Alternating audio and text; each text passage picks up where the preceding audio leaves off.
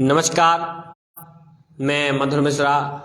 आप देख रहे हैं हमारा खास कार्यक्रम मधुर की पंचायत, जिसमें आज हमारे मुख्य अतिथि हैं Samajwadi party Mulayam Singh Yadav youth brigade के प्रदेश महासचिव राजेश आठिया जी।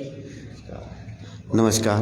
व हमारे दूसरे अतिथि हैं लोधी क्रांति सेना के राष्ट्रीय अध्यक्ष हेमराज लोधी जी। आपका भाई सभा नमस्कार धन। आज जो हमारा विषय है वो है बंडा विधानसभा की राजनीति को लेके। बंडा विधानसभा की राजनीति चूँकि अभी संभाग भर में सबसे ज़्यादा जो राजनेताओं की क्या कहें या जो बड़े जनप्रतिनिधि जो कुछ भी बड़े पार्टी, तो उन सबकी नज़रें जो अभी हैं आला कमानों की, वो सबकी बंडा विधानसभा पे हैं। क्योंकि यहाँ पे जो अभी प्रेजेंट में विधायक हैं वो अधिक सर्वाधिक मतों से भी जीते थे और भिन्न भिन्न कई बातें हैं। तो उन सब को लेकर आज जो चर्चा करने के लिए आज हम लोग बैठे हैं। तो सबसे पहले हम सवाल पूछेंगे समाजवादी पार्टी के नेता राजेश आठिया जी से। भाई साहब, आप हमें ये बताएं कि चूँकि बंडा विधानसभा से समाजवादी पार्टी चुनाव हर बार लड़ती है और इस बार जो सुनने में आ रहा है दीवार लेखन, जहाँ देखो राजेश आठिया जी, तो क्या इस बार पक्की मानने की समाजवादी पार्टी से आप चुनाव लड़ेंगे? बिल्कुल लड़ेंगे और तैयारी भी चल रही है समाजवादी पार्टी की बंडा विधानसभा से लड़ने की, और पूरी ताकत के साथ लड़ेंगे चुनाव यदि पार्टी मौका देती है तो। और मैं टिकट मांग भी रहा हूं पार्टी से, और आप देख रहे हैं कि लगातार समाजवादी पार्टी क्षेत्र में सक्रिय भी है, जिसको लेकर आज ही एक बैठक ग्राम पिपरिया में की थी। और आगामी समय में भी जनसंपर्क करके पार्टी को आगे बढ़ाएंगे और पूरी ताकत के साथ चुनाव लड़ेगी समाजवादी पार्टी इस बार बंडा विधानसभा में। और भाजपा कांग्रेस की जन विरोधी नीतियों को जनता तक पहुंचाकर और समाजवादी विचारधारा को जनता तक पहुंचाकर समाजवादी पार्टी से जोड़ने का कार्य करेंगे। भाई साहब, आपको क्या लगता है कि बंडा विधानसभा पार्टी से आपकी टिकट फिक्स है? अब देखिए, कोई नहीं कह सकता फिक्स है। जो दावेदारी कर रहे हैं वो अपन पूरी ताकत के साथ कर रहे हैं। क्योंकि मैं पार्टी में काफ़ी लंबे समय से कार्य कर रहा हूं और पिछली बार भी दावेदारी की थी और टिकट मांगी थी, लेकिन किसी कारणवश नहीं हो पाई। इस बार फिर दावेदारी कर रहे हैं और टिकट मांग रहे हैं पार्टी से, और मुझे पूर्ण विश्वास है कि पार्टी इस बार चुनाव में टिकट देगी और मैं विधानसभा चुनाव लड़ूंगा। क्या लगता है भाई साहब कि अगर जैसे पार्टी टिकट नहीं देती तो आप चुनाव लड़ेंगे या पीछे हो जाएंगे? अब इस समय आने पर मालूम चलेगा, अभी इस पर कुछ नहीं बोल सकते हैं। अच्छा, क्योंकि बंडा विधानसभा में जो लोधी वोट बैंक है वो अभी तक तो ये माना जाता है कि जो सर्वाधिक एक वर्ग है जो विधानसभा को प्रभावित करता है, और जो हमारे गेस्ट हैं वो इसी समाज की विचारधारा को लेके, इसी समाज को एकजुटता को लेके एक संगठन चलाते हैं जिसका नाम लोधी क्रांति सेना।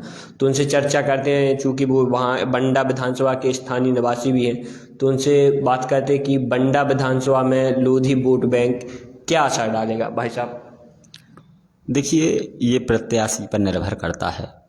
जैसा प्रत्याशी होता है उस तरीके के वोट डाले जाते हैं, और आगामी चुनाव में अभी प्रत्याशी तय नहीं हुए हैं। जब तक सभी पार्टियों के प्रत्याशी सामने नहीं आएंगे तब तक अभी कुछ नहीं कहा जा सकता। भाई साहब, आपसे कि जैसे अभी बंडा से जो कांग्रेस विधायक हैं वो तरवर लोधी हैं, जो कि लोधी समाज से आते हैं, और उस बार जो चुनाव लड़े थे भाजपा से वो थे हरवंश सिंह राठौर। तो अगर ऐसा हो कि दोनों पार्टी दो दल से अगर भाजपा कांग्रेस से अगर जैसे लोधी प्रत्याशी उतरते हैं, तो ऐसे में लोधी वोट बैंक कहाँ जाएगा? देखिए, ये प्रत्याशी पर निर्भर करेगा, क्योंकि वर्तमान में जो विधायक हैं उनकी कार्यशैली को जनता ने इन 5 वर्षों में देख लिया है। अब दूसरा प्रत्याशी अगर कोई पार्टी चिन्हित करती है तो निश्चित है दोनों में से जो सही होगा या तो उनको देखा जाएगा, नहीं तो तीसरा विकल्प भी जनता या समाज चुन सकती है। क्योंकि ज़रूरी नहीं है, पिछली बार भी देखा होगा कि सारी समाज विशेष किसी पार्टी के लिए तरफ नहीं गई थी, ना कांग्रेस की तरफ गई थी ना भाजपा की तरफ गई थी। अब ऐसा नहीं कि अन्य वर्ग को हमारी समाज नहीं चाहती, लोधी समाज हमेशा से सभी वर्गों को एक समाहित करते हुए चलने वाली समाज है। अगर किसी और दल में भी अच्छा प्रत्याशी निकल के आता है तो मुझे लगता है हमारी समाज सहयोग करेगी। अच्छा, ऐसा हो सकता है कि लोधी चेहरे को छोड़ के अन्य दल से जैसे कोई दूसरे वर्ग का कोई प्रत्याशी है तो समाज उसे पसंद करे? देखिए, उसके विचारों पर सहयोग होता है। अगर अच्छे विचारों का प्रत्याशी निकल के आता है तो बिल्कुल मुझे लगता है करना चाहिए, क्योंकि हमें पार्टी विशेष नहीं, अभी तक सब लोग पार्टी विशेष कार्य करते आए हैं, अब व्यक्ति विशेष पर काम करने की ज़रूरत है। और जो तरवर लोधी हैं, चूँकि उन वो तो क्या है, वो माने अन्यथा जो समाज जो बंडा विधानसभा का माहौल है, बंडा की जो बंडा में सुनने में आता है वो सामाजिक लहर है, सामाजिक लहर के चलते विधायक बने, सामाजिक लहर के चलते विधायक बने। खैर, अपन इसकी बात की पुष्टि नहीं करते, जो वहाँ के लोग स्थानीय सुनने में आया है। तो क्या इस बार समाज के जो अपना लोधी समाज है, वो बंडा जो विधायक हैं तरवर लोधी, उनकी कार्यशैली, उनकी विचारधारा और उनके कार्यों से प्रभावित है? देखिए, जो सामाजिक लहर की बात हो रही है, मुझे तो नहीं लगता कि ऐसी सामाजिक लहर है, क्योंकि मैं भी उसी समाज से बिलोंग करता हूँ। अगर ऐसा है तो मुझे पूरा समाज सपोर्ट कर दे, मुझे किसी जनप्रतिनिधि के रूप में निकाल के ला दे। अभी पहले से बैठक तैयार कर लें, समाज के लोग बैठ जाएं। मैंने भी समाज में काम किया है, किसी मुझे निर्दलीय के रूप में निकाल के ले आएं या किसी पार्टी का प्रोजेक्ट कर दें। अगर लहर है, मुझे नहीं लगता कि ऐसी लहर है, हम अच्छे प्रत्याशी को सपोर्ट करेंगे। अच्छा, तो आप इस चीज़ का नहीं समर्थन नहीं करते कि जो बात है कि क्षेत्र में कि लोधी समाज की लहर थी, सामाजिक लहर थी, सामाजिक लहर थी, ऐसी कोई लहर नहीं रही? देखिए, सभी वर्गों ने जो है वोट दिया था, ये केवल कुछ लोग कह सकते हैं कि लहर थी। मेरा मानना ये है कि सभी वर्गों ने उनको जिताया है और आज वो विधायक हैं तो सभी की बदौलत हैं, किसी एक जाति की देन नहीं है। अच्छा, तो एक और सवाल हमारे राजेश भाई साहब दीजिए कि भाई साहब, एक बात है कि जो समाजवादी पार्टी है, तो आपको क्या लगता है कि समाजवादी पार्टी इस बार बंडा विधानसभा कितनी टक्कर देगी? ये भी प्रत्याशियों पर निर्भर करता है। जैसे कि अभी वर्तमान स्थिति में बंडा विधानसभा में जातिवाद चरम पर है, जबकि राजनीति में जातिवाद नहीं होना चाहिए। एक कोई पर्टिकुलर जाति अपना प्रतिनिधि नहीं बना सकती, सभी वर्ग उसका साथ देते हैं, तब जाके वो निकल के आता है। आज स्थिति बंडा विधानसभा में ऐसी हो गई है कि कुछ लोग हैं जो सिर्फ जातिवाद की बात कर रहे हैं। अब मैं इसी पे बात करना कहता हूँ कि मान लीजिए बीजेपी और कांग्रेस दोनों पार्टियां लोधी को टिकट देती हैं, तो उस समय लोधी समाज क्या करेगा? अब ये भी क्वेश्चन है, लेकिन ठीक है, उससे कोई फर्क नहीं पड़ता। जैसा आपका सवाल है, इस समाजवादी पार्टी पहले से भी लड़ती आई है चुनाव और इस बार भी लड़ेगी, लेकिन इस बार थोड़ी दमखम के साथ चुनाव लड़ेगी, क्योंकि इस बार समाजवादी पार्टी यदि सरकार नहीं बना पा रही है तो समाजवादी पार्टी के बिना सरकार भी नहीं बनेगी। जैसा चलो आपने बोला कि दो लोधी अगर टिकट कि इस बार बंडा में जातिवाद चरम पर है, एक बात। दूसरी बात, आपने बोला कि अगर दो पार्टी लोधी समाज को टिकट देती हैं तो वर्ग क्या करेगा? तो सर, एक सवाल ये भी सामने आता है कि बंडा विधानसभा में लोधी समाज के अलावा भी एक वर्ग ऐसा है जो विधानसभा पर गहरा प्रभाव डालता है, जिसका नाम है यादव समाज। और यादव समाज, चूँकि हम तो ये तो नहीं कहते कि हम तो यादव समाज तो जहाँ तक बहुत हद तक समाजवादी पार्टी को सपोर्ट करता है। समाजवादी पार्टी कोई जाति विशेष की पार्टी नहीं है, ना जातिवाद समाजवादी पार्टी में है। इन लोगों का मानना रहता है, अब देखिए किसी भी दल का जो राष्ट्रीय नेता है वो किसी वर्ग का तो रहेगा ही, उसका मतलब ये नहीं है कि समाजवादी पार्टी में यादववाद है। अभी मैं यहाँ आपको बताऊँ, बंडा में हर वर्ग का व्यक्ति समाजवादी पार्टी से जुड़ा हुआ है। लोधी समाज से जुड़ा हुआ है, अहरवाद समाज से जुड़ा हुआ है, रैकवाड़ समाज से जुड़ा हुआ है, साहू समाज से जुड़ा हुआ है, यादव भी जुड़े हुए हैं, मुस्लिम भी जुड़े हुए हैं। सभी वर्ग समाजवादी पार्टी से जुड़े हुए और समाजवादी पार्टी सभी वर्गों की पार्टी है। आप इस समाजवादी पार्टी का नाम समाजवादी पार्टी मतलब सभी फैसले वाली पार्टी है। इन लोगों का कोई कुछ मानना रहता है कि पार्टी किसी जाति विशेष की होती है। और आप देखिए आज बंडा की स्थिति क्या है। पहले से ही बंडा विधानसभा में बीजेपी विधायक रहे हैं। आज 8 विधानसभाओं में से सागर जिले की सबसे पिछड़ी हुई विधानसभा है बंडा विधानसभा। उसका कारण क्या है? वर्तमान स्थिति में जो जनप्रतिनिधि हैं उनके पास रोना है कि हमारी सरकार नहीं है। इसके पहले जो विधायक थे, इससे पहले भी जो विधायक रहे वो भी कांग्रेस के रहे, उससे पहले भी विधायक रहे भाजपा के रहे, मंत्री भी रहे। लेकिन आज भी सवाल वही है कि बंडा की जनता को क्या मिला है।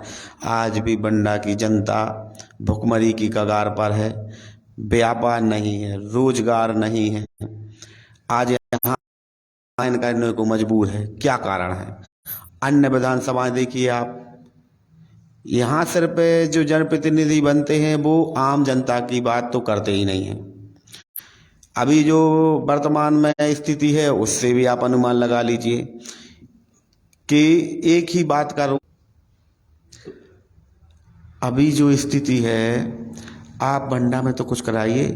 आप बताइए आप कौन सा काम लेकर आए हैं विधानसभा से, कितने क्वेश्चन लगाए हैं आपने, कितनी मांगें उठाई हैं विधानसभा क्षेत्र के विकास के लिए, और जनता को क्या मिला है? वही मिला है यात्री प्रतीक्षालय, टैंकर जो हर व्यक्ति देता है। उससे बताइए क्या फायदा हो रहा है आम पब्लिक के लिए? पब्लिक की समस्याएं जहां थी वही हैं। आज ना कोई अधिकारी सुनने को तैयार है, ना कोई जनप्रतिनिधि सुनने को तैयार।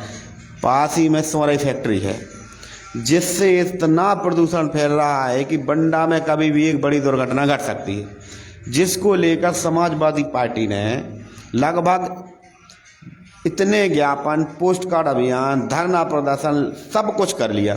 जब एक पार्टी के नेता के द्वारा या पार्टी के द्वारा इतना सब किया जा रहा है और शासन प्रशासन के कानों में इसकी भनक तक नहीं पड़ रही, तो आप सोचिए कि आम जनता की समस्याओं का क्या होता होगा। तो भाई साहब, जो जैसे कि आपने कहा कि बंडा विधानसभा जो कांग्रेस विधायक तरवर लोधी है वो जनता को टैंकर और यात्री प्रतीक्षालय के अलावा कुछ नहीं दे पाया, तो क्या बंडा में कांग्रेस पार्टी टैंकर और यात्री प्रतीक्षालय वाली पार्टी बन गई है? आप बताइए, आप भी तो यहीं रहते हैं, क्या हुआ है धरातल पर? आप एक चीज बताइए मुझे जो लगे कि हाँ विधानसभा में कुछ हुआ है। आप तो सर्वे कर लीजिए, पूरी विधानसभा घूम लीजिए और बताइए कोई उपलब्धि, एक कोई बड़ा प्रोजेक्ट लगा हो। कितने शिक्षित बेरोजगार युवा हैं जो घूम रहे हैं कि आज उनको रोजगार मिला है? किसानों को क्या मुआवजा मिल रहा है? गरीब जनता जो दर दर भटक रही है, क्या उनकी समस्याओं का समाधान हो रहा है? वही आप देख लीजिए कि अनेकों तरह की योजना चल रही है, क्या वो आम जनता तक पहुंच पा रही हैं? नहीं पहुंच पा रही। जो व्यक्ति जहां था वही है, गरीब और गरीब होता जा रहा है, अमीर और अमीर होता जा रहा है। यही इन दोनों पार्टियों की एक ही सोच है कि लूटो जनता को, मैं नहीं रहूंगा तो आप रहेंगे और आप नहीं रहेंगे तो मैं रहूंगा। पहले समाजवादी पार्टी आम पब्लिक और आम जनता के सामने तीसरे विकल्प के रूप में पूरी ताकत के साथ खड़ी होगी और चुनाव लड़ेगी और जनता की समस्या को उठाएगी। क्या लगता है कि बंडा विधानसभा में आप कह रहे हैं कि समाजवादी पार्टी, क्या कांग्रेस, भाजपा, बसपा, आम आदमी पार्टी और बसपा और आम कांग्रेस भाजपा तो चूंकि चुनाव लड़ते ही हैं, और बसपा और आम आदमी पार्टी ये अगर चुनाव लड़ते हैं तो क्या वो समाजवादी पार्टी जो आपके वोट बैंक पर प्रभाव डालेंगे? अब किस आम आदमी पार्टी की बात कर रहे हैं? अभी आपने दिल्ली में देखा जिसके दो मंत्री भ्रष्टाचार के आरोपों में जेल में बंद हैं, और बसपा की वही बात रही, बसपा का संगठन ही खत्म है। आप यूपी में चुनाव हुए, बताइए आप क्या किया उनकी राष्ट्रीय अध्यक्ष जी ने, और यहाँ बताइए एक भी समस्याओं को लेकर यदि बहुजन समाज पार्टी कोई आंदोलन करती हो, या कभी रोड पर आती हो। और आप समाजवादी पार्टी को देख लीजिए, यदि किसी भी मुद्दे को सर्वप्रथम उठाती है तो वो है समाजवादी पार्टी बंडा में। और आम आदमी पार्टी की जो आप बात कर रहे हैं ठीक है, लेकिन उनके जो मंत्री लोग हैं वो भ्रष्टाचार के आरोप में जेल में बंद है। अभी जो पार्टी ठीक तरीके से खड़ी नहीं हो पाई और इतना बड़ा भ्रष्टाचार तो विश्वास करेगी, आप बताइए। चलो भाई साहब, ये तो हो गई समाजवादी पार्टी और अन्य दलों की बात। लेकिन जो आप बोल रहे थे अभी, जैसे कि अपन दोबारा बंडा विधायक पर आते हैं, क्योंकि अपन बंडा विधानसभा की बात कर रहे हैं। तो बंडा विधायक की भाई साहब जो बंडा विधायक है, तो वो तो बोल रहा है कि और मंत्री तक बनेंगे। अब देखिए, उनके वो अभी विधायक हैं, कुछ भी कह सकते हैं। उनने तो इतने बड़े बड़े वादे किए थे। अब आप ये सोचिए कि जनता ने आपको किस उद्देश्य से जिताया था। क्या आप उनके उद्देश्यों पर और उनकी समस्याओं का समाधान कर पाए? आज आपका जो रोना है कि मेरी सरकार नहीं है, आप ये कहकर अब विधायक बने थे कि मेरी सरकार बनेगी। जनता ने आपको विधायक इसलिए बनाया कि जनता ने आप में कुछ देखा कि ये व्यक्ति मेरे लिए कुछ कर सकता है। लेकिन आपने क्या किया? कुछ नहीं किया।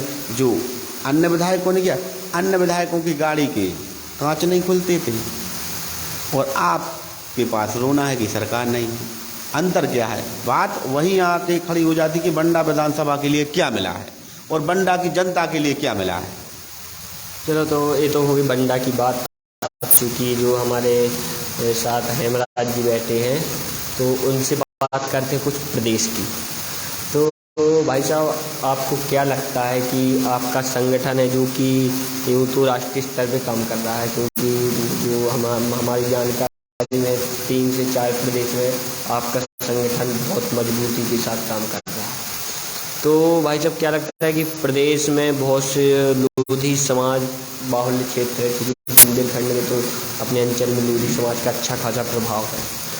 तो क्या आपका जो संगठन है वो इस चुनाव में कुछ भूमिका अदा करेगा? देखिए, निश्चित ही अभी बलिदान दिवस पर वीरांगना अवंतीबाई, उसके पहले हमने अवकाश घोषित कराने को लेकर के राष्ट्रपति के नाम संपूर्ण मध्य प्रदेश, कुछ उत्तर प्रदेश, दिल्ली और छत्तीसगढ़ में ज्ञापन दिलाए थे। क्योंकि इसको मान्य नहीं किया गया, इसलिए हमारा संगठन, कुछ लोधी समाज के लोग इससे नाखुश हैं। सरकार से भी हम लोगों को वो जो अपेक्षाएं थी मध्य प्रदेश सरकार से, वो नहीं मिल पाई हैं। तो लोधी क्रांति सेना में रोष है। लोधी क्रांति सेना संगठन ने ज़मीनी स्तर पर कार्य किए हैं, क्योंकि ये पहला संगठन है जो ज़मीनी स्तर पर छोटे से छोटे व्यक्ति से तालमेल बना करके चल रहा है, जिसके साथ बड़े लोग तो नहीं, लेकिन छोटे लोग, क्योंकि अन्य वर्गों के लोग भी साथ हैं।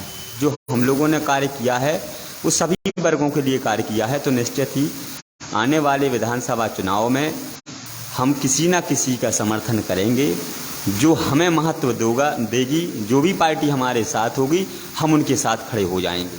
भाई, तो लोधी क्रांति सेना संगठन, इसकी जो आपने बताया कि आपने एक ज्ञापन दिया था अवकाश घोषित करो, और इस संगठन की और कुछ जो प्रमुख मांगे हैं वो क्या है? हम चाहते हैं कि पहला तो अवकाश घोषित हो, और जो भी महापुरुष हैं, है ना, महापुरुष किसी जाति के नहीं होते हैं, तो इन सब की प्रतिमाएं स्थापित हों, ऐसी हम लोगों की मांग है। और हम लोग लगातार इसको प्रयास कर रहे हैं। आगे भी इस मुद्दे को हम लोग उठाते रहेंगे। तो जैसा अभी आपने जो आप ही ने बोले शब्द, उनमें कुछ शब्द थे कि लोधी क्रांति सेना, जिसने हर वर्ग की समस्या को उठाया है, वो कोई भी जाति वर्ग हो। तो भाई साहब, क्या लगता है कि जैसे अब अपन चूँकि प्रदेश से बंडा विधानसभा पर आ रहा है, क्योंकि जो चर्चा है वो बंडा विधानसभा को लेती थी, तो बंडा विधानसभा जैसे अन्य वर्ग को टिकट मिलती है, तो लोधी क्रांति सेना क्या अगर आप जो वो वर्ग अगर आपकी मांगे मानता है कि हाँ, वो प्रत्यक्ष कहता है कि जैसे आपकी सपा ले लें, बसपा ले लें, आम आदमी पार्टी ले लें, भाजपा, कोई भी पार्टी ले लें, कि वो अगर बोलती है कि हम आपकी जो मांगे हैं वो हम आपकी मांगे प्रदेश तक ले जाएंगे, उन मांगों पर अमल, तो क्या आप बंडा विधानसभा में उस प्रत्याशी का समर्थन करेंगे? देखिए, किसी भी वर्ग में ऐसा सब नेता नहीं होते हैं जो सभी समाज हित के लिए कार्य कर रहे हों। सभी की एक विचारधारा होती है। ऐसे ही लोधी क्रांति सेना की भी एक विचारधारा, क्रांति सेना के साथ तन मन धन से खड़ा होगा, हम वहाँ जाने का भी निर्णय ले सकते हैं। क्योंकि आप सर्व वर्गों की बात करते हैं और वो संगठन पर लोधी क्रांति सेना लोग कि एक ही जाति का कोई संगठन है, तो इस पे लेके बहुत से लोगों के विचार हैं, बहुत से लोगों के मन में आता होगा कि लोधी क्रांति सेना एक समाज का संगठन है, तो इस पे लेके कुछ आप बच्चे ऐसे विचार रख दें। देखिए, निश्चित ही ये जो भी लोगों के विचार आते होंगे, आना भी चाहिए, क्योंकि स्पष्ट जो लोधी क्रांति सेना संगठन एक जातीय संगठन है और लोधी क्रांति सेना के जो उद्देश्य हैं वो केवल एक जातीय वर्ग पर काम करने वाले उद्देश्य नहीं हैं। हम लोग जो संगठन एक जातीय बनाया गया है, क्योंकि कोई भी समाज हो जो उसका एक संगठन होता है, उसके उद्धार के लिए होता है, सहयोग के लिए होता है और जो कुरीतियों को ख़त्म करने के लिए होता है। लेकिन हम लोग जो आवाज़ उठाते हैं वो सभी वर्गों के लिए है।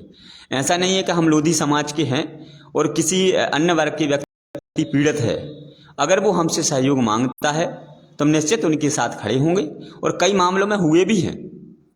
तो अन्य वर्ग भी हमें सपोर्ट करते हैं।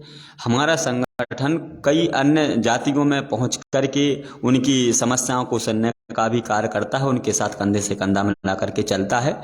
इस विचारधारा के साथ हम लोग कार्य कर रहे हों, निश्चित ही हम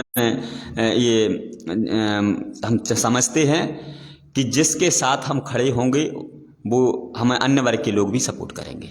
चलो, ये तो बात हो गई लोधी वोट बैंक को लेके। अब चूंकि बंडा विधानसभा में लोधी वोट बैंक के अलावा एक और वर्ग है जो अहम भूमिका निभाता है और जिसे हालांकि कुछ गिनती, लेकिन वो वोट बैंक एक वर्ग ऐसा है जो बहुत बड़ी भूमिका निभाता है बंडा विधानसभा में, जिसका नाम है SC/ST वर्ग। तो भाई साहब, हमें SC/ST वर्ग की वोट बैंक बहुत ज़्यादा है बंडा विधानसभा। SC/ST वर्ग की वोट बैंक का क्या आपको सहयोग मिल रहा है? हम लोगों का एक ही कहना है कि जो समाजवादी पार्टी है वो सभी दलों को साथ लेकर चलती है। उसमें SC/ST, OBC, जनरल सभी हैं। आज आप देख लीजिए सबसे ज़्यादा अत्याचार किस पर हो रहे हैं? OBC, SC/ST और जो अपने अल्पसंख्यक वर्ग के लोग हैं उन पर भी। इसका मतलब ये नहीं कि सामान्य वर्ग के लोगों पर भी अत्याचार हो रहे हैं, जो लोग पूर्ण तरीके से सामान्य वर्ग में हैं और वो विकसित नहीं हो पाए हैं। आप ये मान के चलिए, निश्चित ही बंडा विधानसभा में एक बहुत बड़ी इफेक्ट है SC/ST वोट, जिसके लिए कोई नेता नहीं मिल पा रहा, इसलिए है वोट डाइवर्ट होता है। इस बार समाजवादी पार्टी का प्रयास रहेगा कि इस वोट को एकत्रित कर उसको वोट में तब्दील करें। और हम दोनों, वैसे आप हेमराज जी की बात कर लीजिए, हम दोनों लगभग साथ ही रहते हैं और एक दूसरे का सहयोग भी करते हैं। इनका कोई भी कार्यक्रम हो उसमें पूर्ण सहयोग रहता है, या मेरा कोई भी कार्यक्रम हो उसमें इनका पूर्ण सहयोग रहता है। आप देख लीजिए कि कम से कम एक तारीफ की बात है कि कम से कम आप इस तरीके की डिबेट चला रहे हैं और इस तरीके के मुद्दे को जनता के बीच पहुंचा रहे हैं, वरना आज देखने को कहाँ मिलता है। यदि ऐसे ही सभी लोगों की यह सोच हो जाए और आम जनता की समस्याओं को बारे में सोचने लगे, और मीडिया और पत्रकार, जैसा कि आप लोग चौथा स्तंभ है लोकतंत्र का, तो मुख्य कार्य जो कर रहे हैं उसके लिए भी आप सराहना के पात्र हैं। और समाजवादी पार्टी की आवाज़ आप जनता तक पहुंचा रहे हैं, उसके लिए भी धन्यवाद। आज आप क्षेत्र में घूमे पहले कि क्या स्थिति है SC वर्ग की। सबसे ज़्यादा पिछड़ा हुआ हमारा आदिवासी वर्ग है, जिसको लाभ मिलना चाहिए सभी सुविधाओं का, उनको कोई लाभ नहीं मिल रहा है क्योंकि जानकारी का अभाव है। सरकार की योजनाएं ऊपर से आती हैं, लेकिन लेकिन कागजों में दब के रह जाती हैं। ना सरपंच ना सचिव काम ही नहीं कर रहे ठीक तरीके से। वास्तविकता में यह सरकार उद्योगपतियों की सरकार है, जिसमें सबसे ज़्यादा काम उद्योगपतियों के होते हैं। आज सबसे बड़ी विपक्षी पार्टी कांग्रेस है, जो प्रदेश में विरोध ही नहीं कर पा रही है। आपको मालूम है कि जब तक विपक्ष मजबूत नहीं होता है तब तक सरकार की मनमानी चलती है। और आज एमपी में तो विपक्षी पार्टी कांग्रेस बहुत मजबूत है, लेकिन आपको क्या कहीं विरोध देखने को मिल रहा है? ये तो भाई साहब हो गई पार्टी। जो अपनी बात थी SC/ST को लेकर, तो इसको लेकर हेमराज जी से बात कर लें कि भाई साहब आपको क्या लगता है कि लोधी समाज के अलावा जो SC/ST वर्ग है, कि अब जो कुछ राजनेताओं को तो गाना है कि वो लोधी समाज जो जातीय अभी बंडा का जो माहौल बना वो लोधी समाज को लेकर बना, तो SC/ST वर्ग है जो करीब तकरीबन 60-70 हज़ार की समथिंग है, वोट बैंक है। तो वो उस बार कहाँ गया था, वो इस बार कहाँ जा रहा है? देखिए, SC/ST वर्ग के लोग भी हमारे भाई हैं जी। वो भी चाहते हैं कि हम अच्छी जगह पहुँचें, जी। लेकिन कुछ लोग उन्हें गुमराह कर देते हैं। लेकिन इस बार ऐसा नहीं होगा। इस बार हम लोगों ने भी लोधी क्रांति सेना के माध्यम से भी हम लोगों ने उनके साथ कंधे से कंधा मिलाकर के चलने का कार्य किया है। जहां भी उनने आमंत्रित किया हम लोग वहां पहुंचे हैं। जिस कार्यक्रम में उन्होंने बुलाया है हम लोग वहां पहुंचे हैं। और हम लोगों ने भी जो कार्यक्रम किए हैं SC/ST के लोगों को समर्थन किया है, निश्चित है। ये तो होगी भाई साहब, चलो ठीक है। अब वो जो कि अभी आपके जो साथी अभी जो साथ में आपके डिबेट में बैठे राजेश आटिया जी, इनने एक बात कही थी अभी एक प्रश्न में कि हेमराज जी हमारे सहयोगी हैं, हम हेमराज जी के सहयोगी हैं। अगर हमारा कार्यक्रम होता है तो हेमराज जी रहते हैं, और हेमराज जी के कार्यक्रम में मैं जितना भी होता है सहयोग कर दूँ। और चूँकि राजेश आटिया जी विधानसभा के दावेदार भी, उनका मानना है विधानसभा चुनाव लड़ेंगे, और उनका तो पार्टी उनका ये भी है कि पार्टी से अगर टिकट मिलती है तो चुनाव लड़ेंगे। चूँकि लगभग उनकी पार्टी से टिकट तय मानी जा रही है, क्योंकि बंडा विधानसभा से समाजवादी पार्टी से और कोई प्रत्याशी ऐसे कोई अभी चर्चाओं में नहीं आ रहा है। तो अगर राजेश आटिया जी चुनाव लड़ते हैं तो क्या लोधी क्रांति सेना या हेमराज लोधी जी उनका सहयोग करेंगे? देखिए, ये उनका कहना सही है कि जब से मैंने इस क्षेत्र में कदम रखा था उस समय से लेकर आज तक उनका मुझे सहयोग मिला है, और मैं इस बात को कभी नहीं भूलूंगा। क्योंकि मेरी समाज में, जिस समाज में मैंने जन्म लिया है, उस जाति के बड़े बड़े नेताओं और समाज सेवियों ने मेरा साथ छोड़ दिया था। उस समय के वो साथी हैं और मुझे बढ़ाने में उनका बहुत बड़ा योगदान है। रही बात चुनाव की, तो वो अभी दावेदार हैं। जब टिकट फाइनल होगा उसके बाद देखेंगे। अगर टिकट फाइनल हो जाती है तो भाई साहब लगता है कि अगर लोधी क्रांति सेना संग दे अन्यथा ना दे, बतौर आप उनके सहयोगी हेमराज लोधी तो साथ देंगे? देखिए, एक भाई के नाते ही सही जी, है ना। गुरु का साथ और जिसने बढ़ाया है, हम लोगों ने उसका साथ छोड़ना नहीं सीखा जी। चलो भाई साहब, ये तो आपने इशारों में बहुत बड़ी बात कह दी। तो क्या लगता है भाई साहब कि बंडा विधायक, वो उनका मानना है कि वो मंत्री बन रहे हैं, तो क्या वो मंत्री बन रहे हैं? नहीं, अभी ऐसा नहीं कहा जा सकता है। मंत्री बनने के लिए जीतना जरूरी है, और जीतने के बाद सरकार बनना जरूरी है। आप भी जानते हैं, अनुभवी हैं, कि मंत्री ऐसे कहने से नहीं बनते। जी जी जी, है ना। अभी भी तो विधायक थे, विधायक हैं, उस सरकार थी, बन जाते मंत्री, लेकिन नहीं बन पाए। अब तो सरकार है नहीं तो मंत्री कैसे बन सकते? चलो एक बात ये होगी। दूसरी बात कि अब बंडा विधायक कहते हैं कि मेरी सरकार नहीं है, जो अभी राजेश जी ने कही कि मेरी सरकार नहीं है, रोना रोते रहते मेरी सरकार नहीं। लेकिन भाई साहब, क्या अब अपन ये ना भूलें कि एक दिन के लिए ही सही, पर 15 महीने कमलनाथ सरकार प्रदेश में रही है, तो उन 15 महीने में क्या न कोई उपलब्धि बंडा को दे पाई हो? देखिए, 15 महीने में कितनी उपलब्धि उन्होंने दी है, शायद मुझसे ज़्यादा हमारे साथी बता सकते हैं। लेकिन मैं ये ज़रूर कह सकता हूँ कि इस विधानसभा क्षेत्र के लिए किसी मुख्यमंत्री से कम नहीं है। विधायक का पावर बड़ा होता है।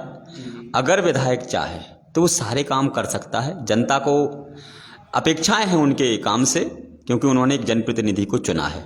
आज पंचायत स्तर पर जो भ्रष्टाचारी है, तो मुझे नहीं लगता कि इस क्षेत्र के विधायक ने कुछ ऐसी सक्रिय कार्यवाही करने के लिए किसी अधिकारी को निर्देशित किया हो, या उस पर सक्रिय कार्यवाही करते हुए आप लोगों को सूचित किया हो कि मैंने इस पंचायतों पर इस भ्रष्टाचार को लेकर ये कार्रवाई कराई है। ये अभी तक सामने नहीं आया।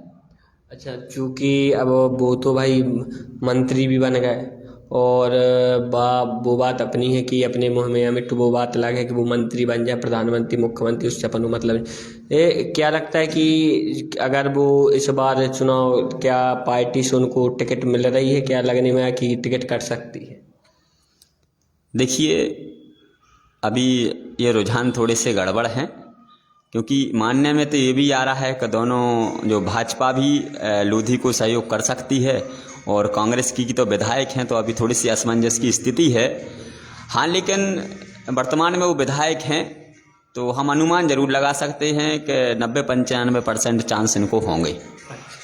यानी ऐसा हो तो सकता है कि टिकट कट गई है अगर, तो फिर अभी अपन जो अनुमान लगा लोधी टू लोधी, और अगर इनकी टिकट कट गई तो फिर भाई फिर तो पूरा समीकरण ही गड़बड़ा जाएगा। हाँ, तो निश्चित है हम लोग भी तो और स्वतंत्र हो जाएंगे। अच्छा, जो चूंकि ये हो गई विधानसभा की बात, प्रदेश की बात करते हैं कि आपने, वो भी सवाल इसलिए जहन में आ गया कि आपने बोला स्वतंत्र, तो जो आप लोधी समाज उमा जी को अपना नेता मानता है, जहाँ तक है मेरे हिसाब से, चूंकि भाई साहब, तो उमा जी ने तो कह दिया कि लोधी समाज स्वतंत्र है, जिसे चाहे उसे वोट दे।